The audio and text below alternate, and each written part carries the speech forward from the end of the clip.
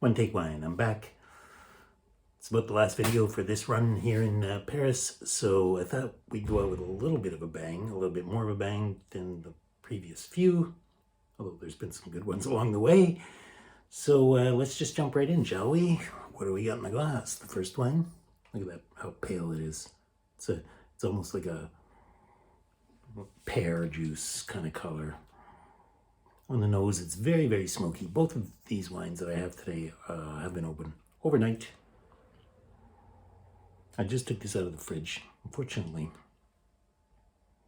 but it's still, you can smell that little bit of sulfurish kind of burnt note to it.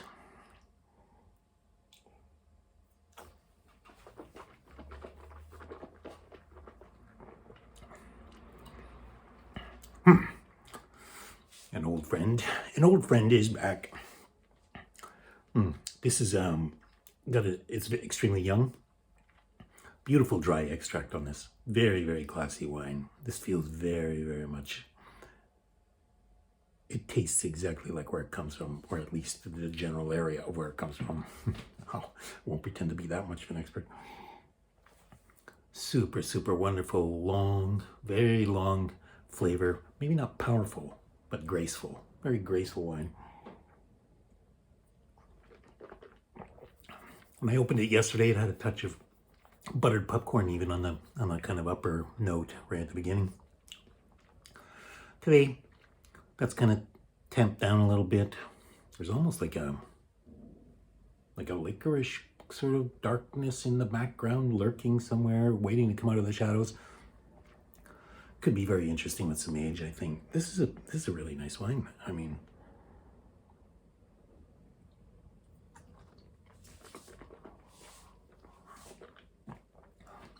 and then that lemon, beautiful, beautiful lemon that just sort of sits gently, especially on the tip of the tongue, maybe down the sides a little bit.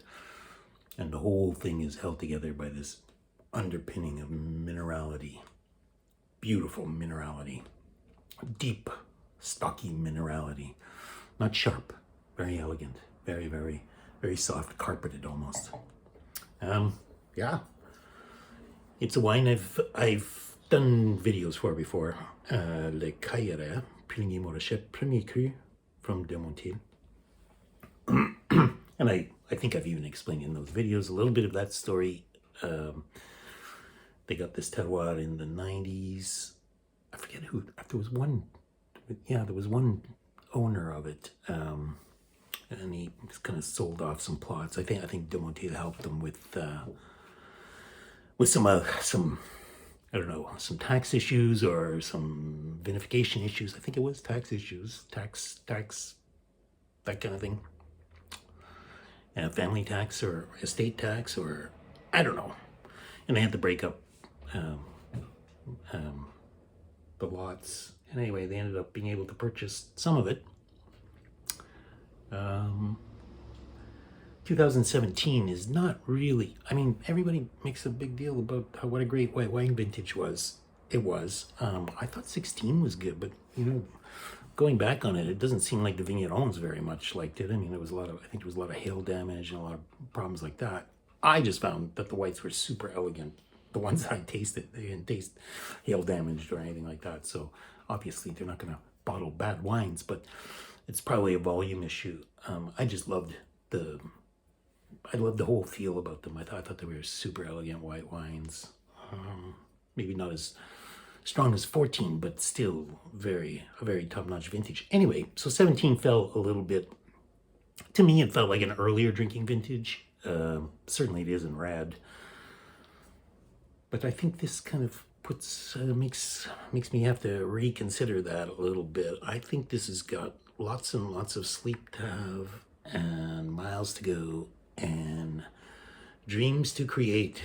It's going to be a top-notch bottle of wine. Look at how elegant that label is. I mean, you know, that's just classy. And I found this in a sort of generic chain wine shop in a street in Paris.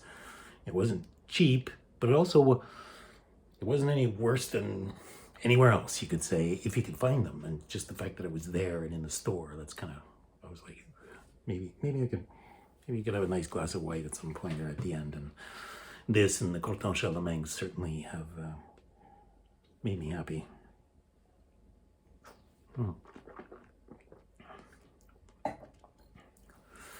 I think you could drink it already now too. I mean, as long as you like that type of, it is very Grand Cru in its flavors and in its mouthfeel. It's just it lacks that, you know, the power that you might expect from a Grand Cru. So it's very much a Premier Cru, but a top Premier Cru. You know, those ones that are kind of in between Premier Cru and Grand Cru. Lovely. So I also decided to open a bottle of red yesterday, and I wanted to save it towards the end of the trip. And this one, I mean, you know, the second I stuck it up to my nose, it was like, wow, just fruit, black fruit explosion. Black and blue kind of fruit, you know, pruny,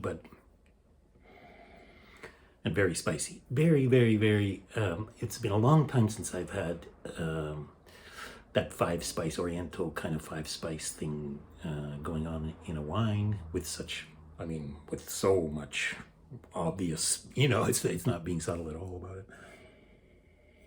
And I mean, you know, there's a kind of a almost maybe a touch of ginger and a hit of cinnamon, but that 5-spicy thing, that star anise kind of thing that you get from Beaune, especially often, you know, some Beaune, some makers of Beaune Lemonade, I think.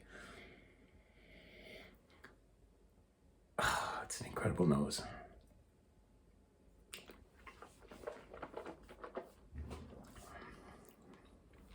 Yeah, it lives up to the nose as well in the palate. It's a very big wine. It's not brutish, but it's big in the sense that it feels very like there's a lot there's a lot going on. There's kind of, you're peeling off layers and layers and layers of it, and then there's this kind of depth to the fruit that's very, you know, it's a darker wine that makes you just kind of happy, actually.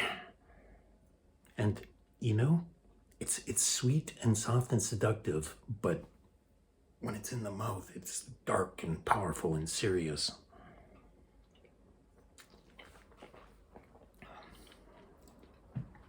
Rose petals,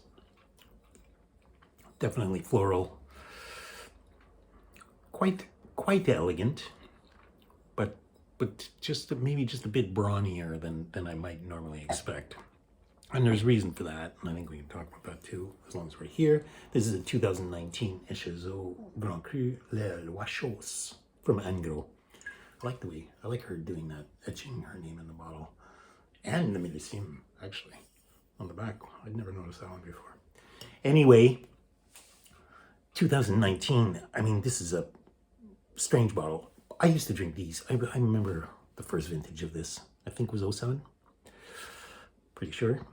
The first few vintages of this, I bought it every vintage, and the first ones were a little weaker, but every vintage it got better and better and better. I mean, you know, 10 and 11 and 12. And I was really enjoying it because I couldn't, the Richebourg started climbing at the same time in price and it was harder to find. So, you know, it was nice that all of a sudden there was an alternative. There's always a Clos de Vougeot as well. It's a bigger wine.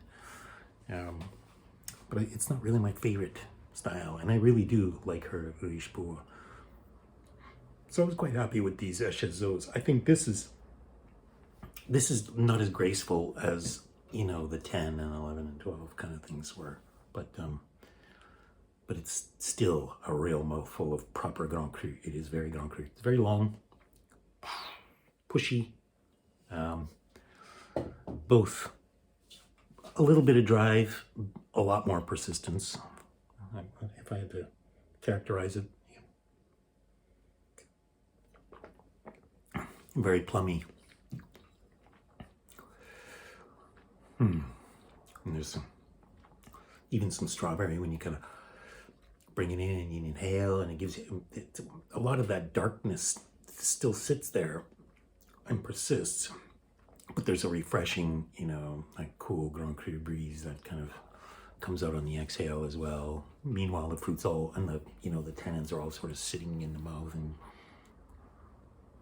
keeping the party going, even while someone's opened the window. You know, great label, great wine. 14.5% alcohol.